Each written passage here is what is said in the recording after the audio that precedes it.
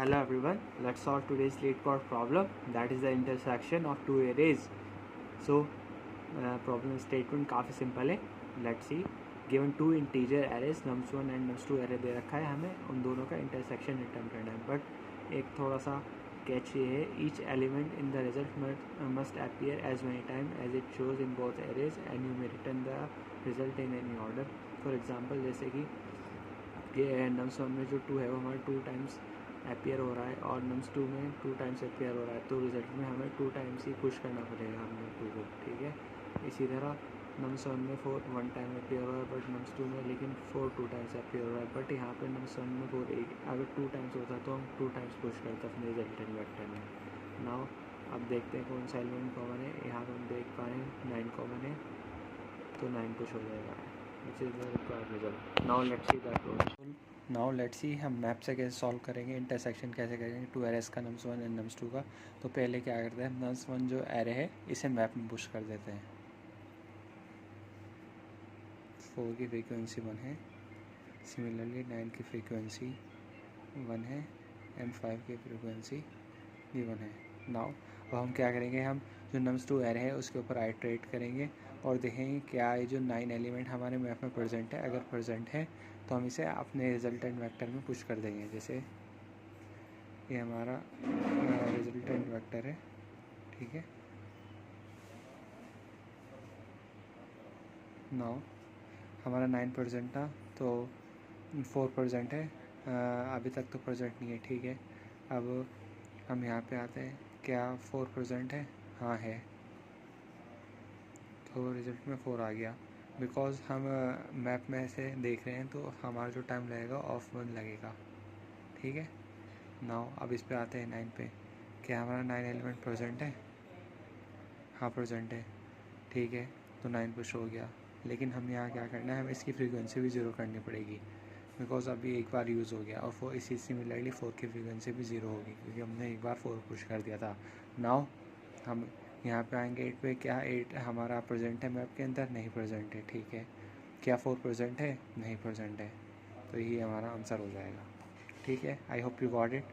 Now let's see the approach 2. तो सो approach 2 में क्या करने वाले हैं, तो बेसिकली मैं इसमें 2 पॉइंटर यूज़ करने वाला हूँ. सो फर्स्ट ऑफ ऑल मैंने I will sort the array, उसके बाद फिर we will apply 2 pointer approach. ठीक है.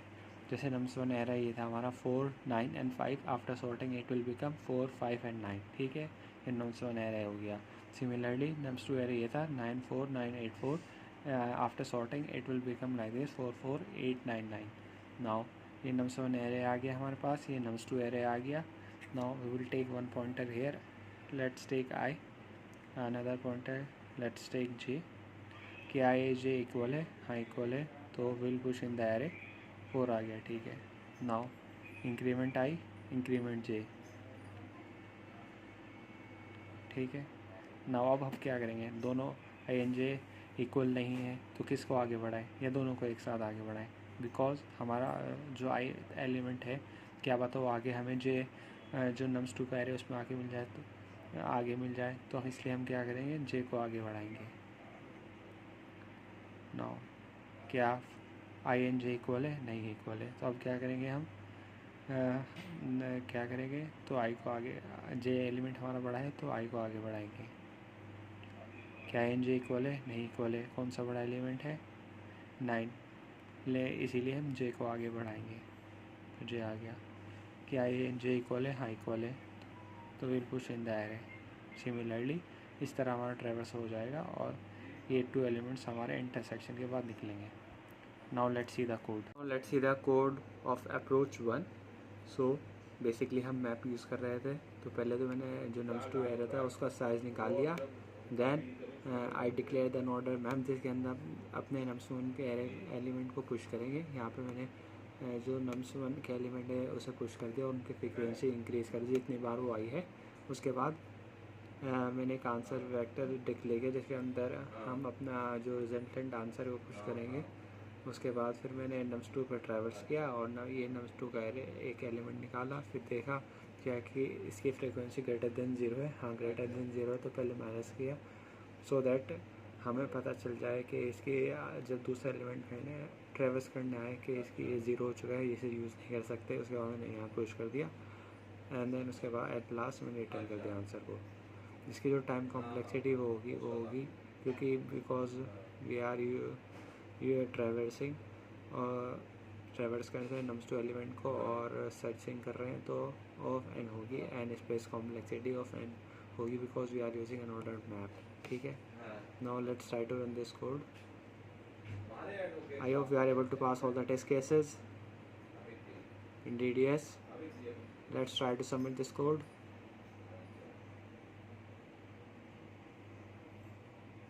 Now let's see the code of approach 2. So first of all मैंने दोनों का साइज निकाल लिया है n and m में, ठीक है। Then I declared a vector, इसके अंदर मैं रिजल्ट पुश करूँगा।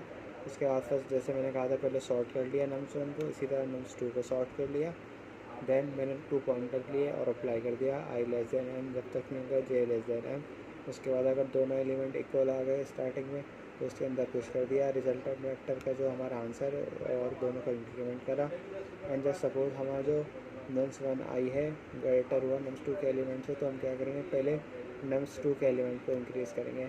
अगर ऐसा नहीं है तो हम nums1 के एलिमेंट को इंक्रीज़ कर देंगे। और इसकी जो टाइम कॉम्प्लेक्सिटी होगी वो of n plus of n log n होगी बिकॉज रिवर्स कर रहे हैं ऑफ एन उसकी और एन लॉग एन जब हम सॉर्टिंग कर रहे हैं। ठीक है, स्पेस कॉम्प्लेक्सिटी ऑफ एन होगी because we are using vector.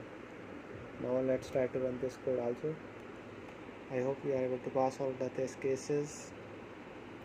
Indeed yes. Let's try to submit this code.